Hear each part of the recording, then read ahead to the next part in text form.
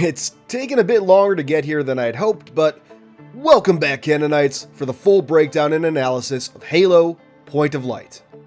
This book is nothing short of amazing, taking everything I've loved about Kelly Gay's abilities as a writer and the story she's been building and bringing it to a head. Point of Light is just about everything I could have hoped for, and so much that I didn't expect. Remember, this review goes into full spoilers. If you want a spoiler-free look at the book, I made that review last month, which you can see up here and linked in the description box below. For everyone else though, this is Halo: Point of Light. Our story begins, interestingly, on the outer colony world of Sonata, where Rion Forge is meeting, of all people, her mother, Lane, who I don't believe has ever been mentioned before. But here we are. Rion, after working up the courage to meet, heads to her mother's home to tell her the truth about her husband, about Rion's father. Rion hasn't seen her mother in 16 years, not since Rion had run away and left for the stars, and hasn't spoken to her in about 12. Their meeting is a reflection of that. Lane guesses why Rion is there and refuses to hear any of the details. In her own words, she'd given up hope for John Forge after the years of leaving on deployments. Before they get too into things though, a teenager bursts in. Lane's 16-year-old son, Rion's half-brother, Case. A decent kid, he leaves quickly, sensing the tension, and Rion and her mother finish up their meeting. It goes about as well as you'd expect. Oh, and if you didn't put it together, Lane was already pregnant with Case when Rion had run away from home. Making her way to her mongoose to get back to the Ace, Rion runs into Case again and they have a pleasant chat, during which Case lets Rion know that their mother actually did miss Rion, and that Oni agents are probably on their way already. Meanwhile, in an Oni relay station, a crewman named Lowell is alerted to Rion's presence thanks to a beacon activated by Lane. Using a miniature stealth drone called Bullet, he tags Rion with a tracker just as she leaves. On their way back from Sonata to a paradise world called Emerald Cove, where the rest of the Ace crew awaits, Rion and Spark discuss the coordinate key that Spark received from the librarian imprint on Earth at the end of Halo Renegades. As it turns out, the key has to do with, of course, Installation 07, aka Zeta Halo. After months of no solid leads on the Spirit of Fire, save for a few Vultures and Sparrowhawks that popped up on Oban with serial numbers that were assigned to the Spirit, events we saw back in Halo Escalation, Spark asks if they can pursue whatever the key will ultimately lead to. Rion agrees, especially after the day she had. As the two arrive at Emerald Cove, the two continue to talk, eventually revealing that Rion has been having dreams of the librarian ever since the events at Mount Kilimanjaro. What it could mean, if it's a geisha waking up or simply some genetic leftover, Spark cannot say. After grabbing the crew from Emerald Cove, Spark and Rion brief them on the next mission. Needless to say, Nico, the resident tech whiz, is elated, and while the rest of the crew aren't as excited, they are all on board. 6 days later, a trip that would normally have taken a month and come with a lot less certainty about arrival time and position, the Ace of Spades arrives at Zeta Halo, and when it does, we learn some rather interesting information. According to Spark, most Halos orbit or are anchored by a gas giant, and this is done to avoid life potentially developing in the shadow of a ring or the ring attracting potential settlers. Installation 07 is an exception, anchored by a rocky planet with liquid water and an atmosphere. The reason for this sadly goes unaddressed within the book, though maybe we'll get lucky and Halo Infinite will bring that up. It also raises a question about Installation 03, which, as you may recall, orbits a rocky planet, though one that has had a huge chunk of itself destroyed in some manner. I have some theories about that, though this isn't the time for that sort of speculation. As they approach, the Ace crew are awestruck, probably not too dissimilar from the feeling any fans had when stepping onto a Halo for the first time back in the day. Once that feeling passes, they maintain their approach, avoiding local UNSC ships and satellites. After some quick recon, Spark proposes a flight plan, one that will bring them beneath Zeta Halo's surface. The crew have several questions, but Spark is able to answer them and assure them of the plan. While calm and collecting while presenting, inside, Spark is experiencing a whole host of emotions. Sadness and anger over his past with the ring, the place where he lost his humanity, jealousy and elation, a leftover from his time as 343 Guilty Spark, and more. And during this, we get quite the lore dump, which is something that's going to happen a lot. Now, if you remember in Halo Renegades, the book had several sections told directly from Spark's point of view, and Point of Light does as well. In particular though, along with getting to see his reactions, we learned that Installation 07 was originally known as Gyre 11 when it was part of the senescent array or the original 12-ring array.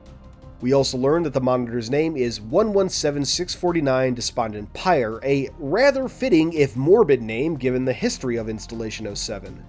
Spark also remembers several times trying to make contact with Despondent Pyre during his 1000 Centuries on Installation 04, and wonders if the monitor may have had different protocols than he or the other Halo monitors were assigned.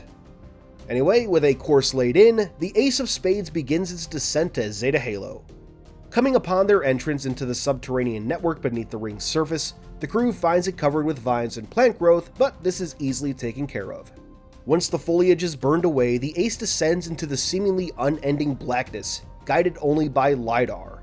However, 8 minutes and 10 kilometers in, they finally start to visibly see the latticework and support structures of the ring. Among it is evidence of the trauma this ring once endured: collapsed passages, broken or exposed conduits and cables, and even ancient vessels. The Ace continues towards the cartographer site as far as it can, but when they come to a partially collapsed passage, it's decided to continue on foot. Spark, Rion, and Rom will head for the cartographer, while Nico and Lessa remain behind. It strikes Rion as odd that Nico would volunteer to stay behind, noting that something about him seemed different, but she hadn't noticed until now. Unknown to anyone else, earlier in the book, Nico was contacted by an old friend from Ilaria, the planet he and Lessa grew up on. So I think a little backstory is warranted here. Ilaria, the desert planet introduced in Halo Nightfall, is basically a failing state with no functioning government, or at least not really. A drought started in 2453 and has lasted for more than a century, turning the once agricultural world into a planetary desert, and, unlike Arrakis, there's no magical mind-bending spice that the planet can survive on instead. Instead, the power is held by what are known as courier guilds. Nico was once part of the Crosscut Guild, and his old friend, Bex, was, and seemingly remains, a member of the Holson Relay Guild. Bex was Holson's resident tech expert, just as Nico was for Crosscut. Nico and Lessa managed to cut and run some years ago, but Bex remained behind. She has some unknown blackmail on Nico and is demanding something seemingly impossible: a bank of mid-sized slip-space capacitors. This all happened during Nico's stay on Emerald Cove, and now he's trying to find a solution without bothering his crewmates or worrying Lessa. And you can probably predict how that's going to go. Back to the main story though, Rion and Rom, guided by Spark, move through the darkened halls of the ring. I'm sure some of you are wondering by now why this section is dark, and while we're never given a full answer, the section was likely abandoned, its power rerouted, as a result of the damage the ring took 100,000 years ago. During their travel, Rom finally opens up about his time in the captivity of Geklar. He reveals that the Sangheili who held him and his crew hostage would constantly taunt them, saying that their names would be forgotten. This ties into an old Sangheili myth, a pre-Covenant one, about the dark god Fide, who wanders the Hall of Eternity calling out the names of fallen Sangheili warriors for all eternity until the last Sangheili is dead. Suddenly, Spark asks for the name of Rom's crew, and Rion immediately realizes he's offering what little closure he could to Rom, a sign of his underlying humanity. And so the trio walk forward, Rom uttering the names of his murdered crew, and Rion and Spark calling their names out in their own Hall of Eternity. A while later, they come across a terminal near a transport dock where dozens of vessels and pods once stood at the ready to provide transport throughout the ring. While Spark takes a moment to reactivate everything, Rom discovers a burnt-out monitor carapace. Not the Halo's main monitor, but an executor construct as Spark puts it, explaining the dozens of monitors he and Riser encountered during Halo Primordium.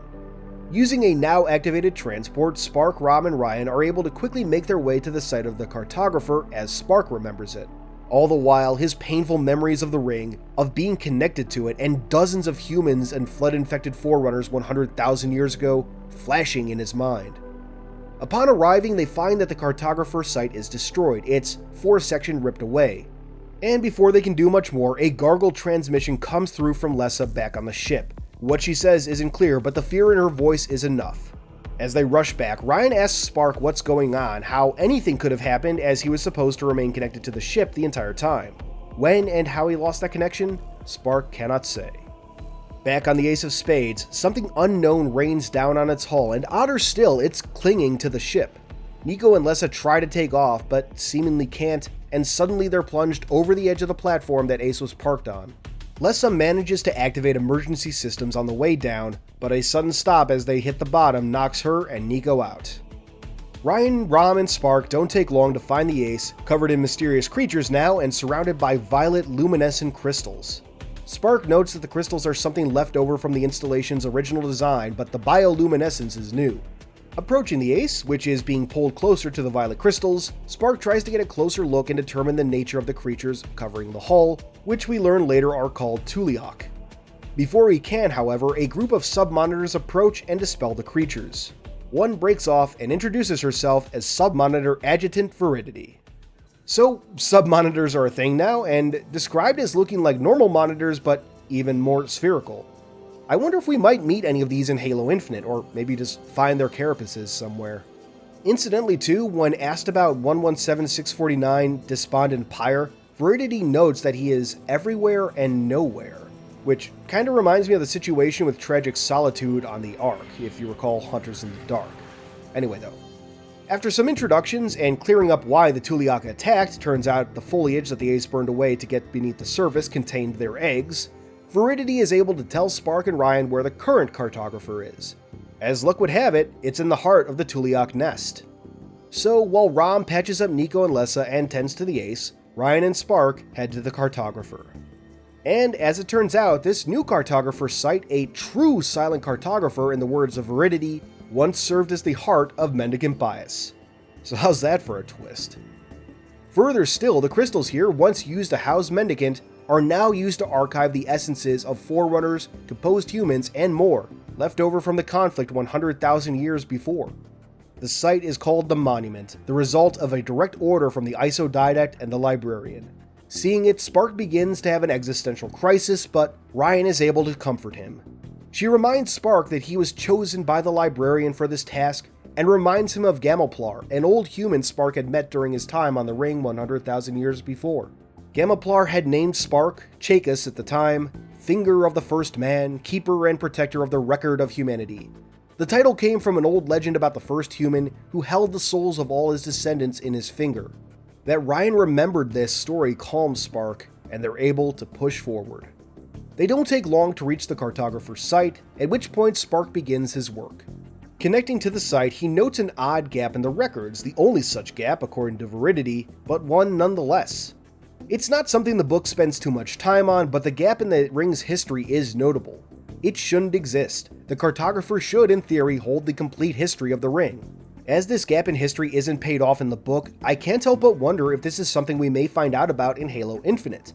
Maybe it has to do with the Auditorium, or maybe even the Harbinger. We'll have to wait and see. Pushing his concerns aside, Spark receives the key from Rion and inserts it into the console. A biopad emerges and Rion activates it, revealing a map of the Milky Way with a new coordinate, after which the key is returned. A second key then emerges as well, and noticing they fit together, Rion joins the two. Their hardlight circuits fuse, and suddenly a portal appears, sucking Rion in.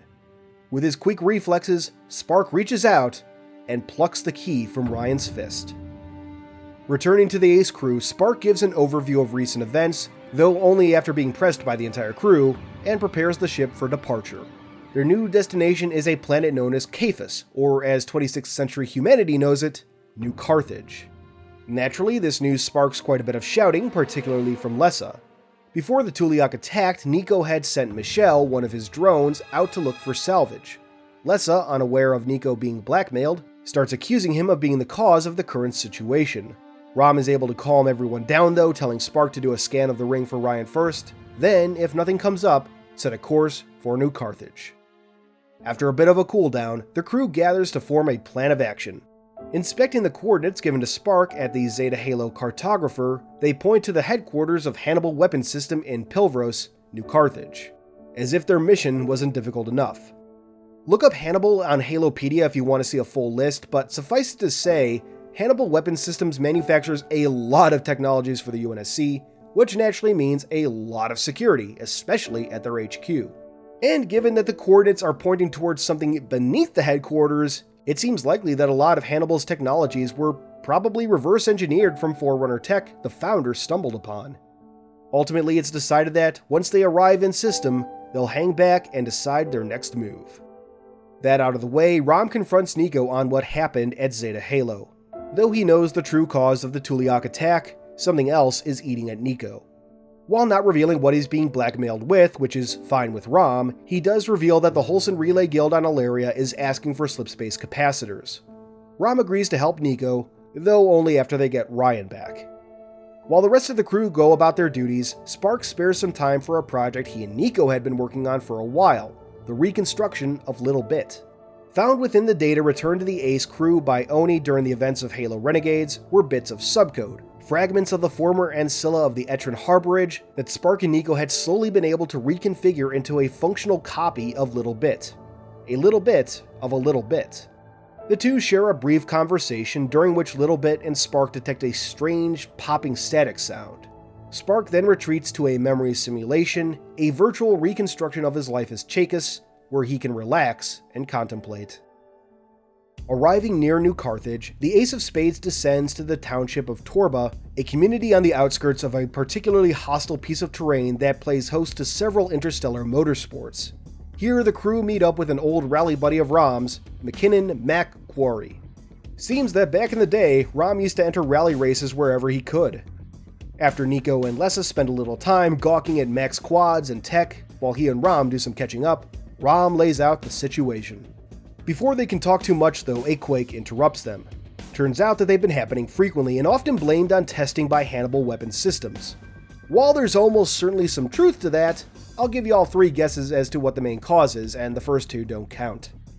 Inquiring a bit further into the quakes, Rom comes up with an idea to infiltrate Hannibal HQ. Fake a quake to get the building evacuated, then head down into the company's underbelly to, hopefully, find Rion. That night, Rom enters the Hannibal building, let in thanks to Spark hacking the company's human resources systems. Once inside, Spark can get more detailed information on the building and what lies beneath. Meanwhile, Lessa and Mac poach a seismic sensor/suppressor and modify it into a directional emitter, or basically, a quake generator. The next day, Rom, Lessa, Nico, and Spark put their plan into action. During a shift change, Lessa and Nico activate the quake generator, while Rom sneaks into HQ, this time aided by an active camo unit Rion had on the Ace of Spades. He gets Spark into the systems to trigger a building-wide evacuation, creating an opening to sneak into the elevators that lead below the building. Once they arrive, Rom discovers the horrifying truth. Rion is not present, and she never was. Urged by Spark, Rom does the only thing they can do, insert the key into yet another terminal, retrieving a third piece of it, then escaping the facility. Unfortunately, Oni was alerted to their presence. While Rom is briefly able to meet with Nico and Lessa in a nearby park and explain the situation, it's soon clear that Oni is onto them. So, they split up. Nico takes the now completed key with Rion's location and makes a break for it to meet up with Spark in his Armiger body. Meanwhile, Lessa and Rom will distract nearby Oni agents. Afterwards, Spark will take the Ace to retrieve Rion, while the rest of the crew try to lay low on New Carthage however they can. Upon retrieving the key and escaping into space, the Ace of Spades soon comes under fire by an orbital station, Spark and Little Bit detecting the odd static popping from before. This time Spark knows what to do. After laying in a false slipspace course, he and Little Bit overload the ship's systems, revealing the location of a telemetry probe that had pinged Ace so long ago now. Once destroyed, Spark redirects the Ace to its true destination. As it turns out, Rion wasn't teleported to New Carthage, but to the unsettled world of Erebus 7. Now, fans may remember Erebus 7 as the setting of the Halo 4 multiplayer map Abandoned. Back in 2012, this map was the source of much speculation about why it was abandoned, the eerie ambient noises, the strange creatures in storage, and potential connections to the Flood. Rest assured, a lot of this gets addressed during Rion's horrifying stay on the planet. After finding herself in an abandoned Forerunner facility and escaping in a manner reminiscent of the ending of The Descent, only with Rion's escape being real, she soon finds herself in the bear creature scene from Annihilation. By this I mean she encounters some of Erebus 7's natives, a species that we're technically familiar with, what the Forerunners refer to as the Ea Matuha, and what Rion will come to know as anglers. So let me explain these absolute monstrosities. Anglers first appear in Halo 4 on the map Abandoned. A pair of juveniles of the species are seen floating in containment on the map. As we find out during Rion's encounter with them, they can, among other things, mimic sounds they've heard before. hence my Annihilation comparison. Rion quickly figures out that the voices she's hearing aren't natural, having the same tone and cadence no matter how many times they're repeated. These creatures are smart, and they set a trap. Worse, when Rion manages to run, they're able to revise their trap on the fly. For a moment, it looks like she may get away when climbing through the trees, but a branch snaps beneath her, and she falls. On the ground, one of the anglers spits on Rion's face, the saliva filled with some kind of neurotoxin, and she soon passes out. The anglers, continuing to show their intelligence, strip Rion of her gear and stuff her limp body into a hole in a tree, Rion essentially becoming food stored in a pantry for later consumption. During her time in and out of consciousness, both now and prior, Rion has visions of the Librarian, the Life Shaper's final, secret confession, and boy do these sections dump on the lore. I'll have to make a separate video going into all this stuff, but I'll do my best to summarize here. Meeting with the Librarian on grassy plains, Rion is told a story, the Librarian's story, how she was plagued with relentless nightmares as a child, something unusual for a Forerunner, how her form was unusual, lacking the sixth finger usually gained from mutation, or her head covered in hair rather than fur, the frightening experience of her first dive into the domain, and how she would come to be considered a master of living time. We learn of the Librarian's attempts to discover the truth of her abnormalities by visiting the Master Library, an ancient construct on the last of the original 12 planets the Forerunners once contained themselves to, and where their most ancient knowledge resides. There she learns of the theoretical rate, a rate that had long ago been absorbed into the Builders and much of their work suppressed, and the hidden connection between humans and Forerunners, their common ancestry. This was something brought up in the Forerunner saga but reaffirmed here. Humans are Forerunners, Forerunners are humans, both creations of the Precursors. Eventually, however, Rion finds herself being roused and awakened to the sight of fellow humans, survivors from both the original science teams deployed to the planet and the response teams sent in when the science teams stopped reporting in. Only 4 are left, at least at their current location. And of course, that means they're Oni. Just Rion's luck. She's introduced to Lance Corporal Aaron Barnes, Corporal Southwell, a Dr. Mallory, and another unnamed scientist. She's filled in on how the original science teams were methodically picked off by the deceptively smart anglers, and how she was saved. The remaining scientists had discovered a frequency that could stave the anglers off, allowing them to find a small haven and, of course, rescue Rion. With Rion present, they now have a chance at salvation. As an interesting aside, Dr. Mallory notes how the planet feels like it doesn't want them there. Though she considers it unscientific, it's very much within the realm of possibility for the Forerunners, and all but confirmed later in the story. The reason I bring this up though is because I remember back in the heydays of Halo 4, people, myself included, noting how creepy Abandon was, the map having a lingering sense of unease. Just kind of a cool parallel to the lore. Later too, Spark notes that the planet draws up images of the Flood, another common talking point in the community back then. Anyway, back on New Carthage, Nico, who had successfully evaded authorities for the past 3 days, thanks in part to what we know to be Guardian Awakenings on other colonies, finds himself face to face with his blackmailer, his former friend from Ilaria, Bex. As it turns out, Bex isn't running a job for her guild, but plans to use the slipspace capacitors in an attempt to terraform Ilaria. Meanwhile, Ram and Lessa have been captured by Oni. After 2 weeks of fruitless interrogation sessions, the pair are scheduled to be moved to another Oni site. But just as that's happening, the Guardian beneath New Carthage awakens, causing chaos in Pilvros. It's the perfect opportunity for Ram and Lessa to escape, and they don't waste it. Upon arriving at Erebus 7, Spark and Littlebit are able to confirm Rion's presence, along with the 4 survivors with her, plus an additional 4 in other places on the planet. They also note that 85 of the planet's fauna are predatory, which I get the feeling may have at least been partially engineered by the Librarian herself, given what the planet holds. Spark quickly meets up with Rion and her group of survivors. There's a brief moment of tension, though it's quickly dissipated when Spark reveals the location of other survivors, one of whom, Southwell and Barnes, is sure to be their squad leader.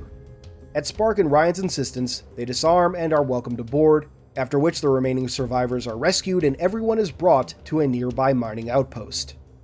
On their way back to Erebus 7, Spark fills Rion in on what she's missed, and the pair have a discussion about what happened on Zeta Halo. Rion doesn't like the idea of leaving her crew, but knows that going back could put them at greater risk.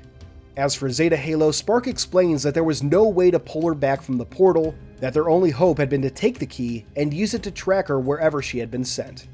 Rion accepts this explanation. Arriving back on Erebus 7, they make their way for a Forerunner site that Spark had detected earlier. Entering, they use the key once more, and a giant monitor known as the Precept appears. It reveals that it had pulled Rion to Erebus 7 directly from Zeta Halo, bypassing the normal need to go to New Carthage to retrieve the other half of the key, as it had grown bored. Gotta love Forerunner and Scylla. Her judgment began as soon as she arrived, and she has since passed. Now she must be tested, which the Precept does by reading Rion's biological memory. When he does this, Rion again has a vision of the Librarian. They are on a lone world in Path Chthona, the large Magellanic Cloud, the world where the Librarian had learned the origins of the Flood and the great genocide the Forerunners had enacted 10 million years prior. And here, the Librarian reveals her final secret. Rion then awakens, and she and Spark receive the key once more. Now it contains coordinates and access permissions for Bastion. The new coordinates take Spark and Rion to an unknown star system where a static portal awaits them. Not unlike the portals on Earth or Reach in terms of function at least, this portal will transport the ship straight to Bastion. Days later, Rion, Spark, and Little Bit arrive at the other end of the portal in the Orion Complex, the ancient home of the Forerunners. Millions of years ago, Forerunner society had kept their expansion to 12 systems near their natal world of Gibalb, but a stellar engineering accident had caused a chain of supernovae, irradiating the entire complex, some areas still highly irradiated.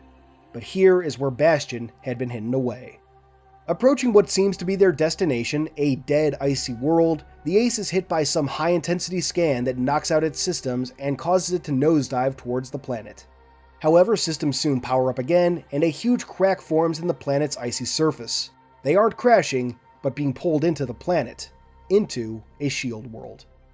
Inside, they find a work modeled after Earth itself, though not identical. The rough gem of Earth cut into a polished jewel, as Spark puts it. As the Ace is brought towards one of many Forerunner spires that dot the landscape, they're intercepted by 3 monitors. The monitors project holographic forms of Forerunners, revealing themselves to be imprints not unlike the Librarian AI met on Requiem, though more shadows of their former selves. They introduce themselves as the Lifeworker Birth to Light, the Builder Dawn over Fields, and the Miner Clearance of Old Forest, and reveal that a 4th, Keeper of Tools, has finally been released from Genesis and is on his way. These 4 are the ones that accompanied the Librarian almost 101,000 years ago to the large Magellanic Cloud, Path Chthona, to discover the origins of the Flood. And further, Keeper of Tools is the Forerunner that we hear seeking Bastion in the Halo 5 mission intel. So that's another video I need to make. Interestingly too, the book confirms that Genesis is also a shield world, which explains what exactly was going on during the level The Breaking. There was always some contention about where Blue Team had been moved to, but now it seems they were just moved to a lower layer of the Genesis shield world. It's unfortunate though that had to be revealed in a book, as that really should have been communicated in-game. Anyway, after a brief wait, Keeper finally arrives. Unlike his fellow monitors, who again are more akin to shadows of those who gave them form, Keeper is a proper imprint. A rather haughty individual, he quickly orders his fellow monitors to prepare Bastion for departure. When Rion asks why, she's informed of the created uprising that happened while they were in slipspace to Bastion, and Keeper explains that the method he used to escape could easily lead the created to Bastion's location. By the way, Spark figured out the whole created uprising thing with Little Bit during the trip to Bastion. As the installation is prepared, Spark asks Keeper his story. Keeper reveals that he and the 3 other Forerunners had been chosen to watch over Bastion, but kept getting waylaid and pulled into battles when trying to reach it. Instead, they decided to upload their minds into the domain and await the end of the war in secrecy and safety. Of course, we now know what happened to the domain as a result of the firing of the Halo array, someone no one could have predicted. Because of this, Birth, Dawn, and Clearance were lost, possibly destroyed, and Keeper was trapped in Genesis' systems. To him, he had only just uploaded his mind to the domain, and was shocked to find 100,000 years had passed, a feeling all too familiar to Spark. Soon, the group arrives at another destination, the nursery, containing a massive ship called Eden, a ship meant for one purpose: atonement.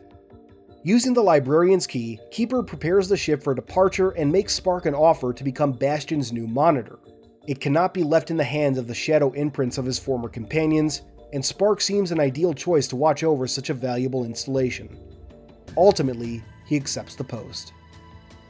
The parting between him and Rion is as emotional as one would expect, Rion having grown attached to Spark, and Spark having enjoyed his time with the crew. However, he cannot sit by, a constant while everything around him eventually fades away. With Bastion, he can find a new, greater purpose.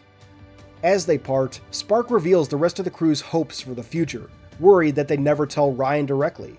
He reveals Les's plans for university and notes that he created a method to create an infallible fake ID for her. For Nico, he's left theorems and blueprints, as well as a map of useful tech on Trinial, the Forerunner world the crew discovered in the last book.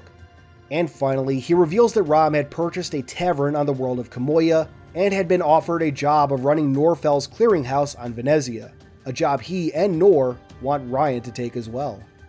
Finding herself dumbstruck, Rion and Spark say their final goodbyes, Spark doing so by projecting an image of Chaikus, though a little older and wiser than he'd been when he became a monitor. Rion tears up at this, and I can't say I didn't either. That's a hell of a way to say goodbye, Spark. A week later, Rion is on Myers Moon, killing time until the original window for meeting up there closes, after which she plans to search for her crew directly. Her mind has been filled with recent events, her sleep constantly disturbed. Luckily, depending on your perspective, Little Bit manages to sneak a little sleep tonic into Rion's drink, and Rion's mind finally comes to finish her journey with the librarian. As it turns out, during her time in Path Chthona, when she finds the strange Forerunner society started millions of years prior by those that had exterminated the precursors or refused to do so, another secret was discovered. A pair of precursors had found their way to that world during the genocide campaign, and the Forerunners that had refused to take part hid them away. They tried to heal these precursors, but could not. The precursors could have healed themselves, but elected to allow nature to take its course. They died, and become seeds that would germinate for millions of years, eventually blooming as a form of plant.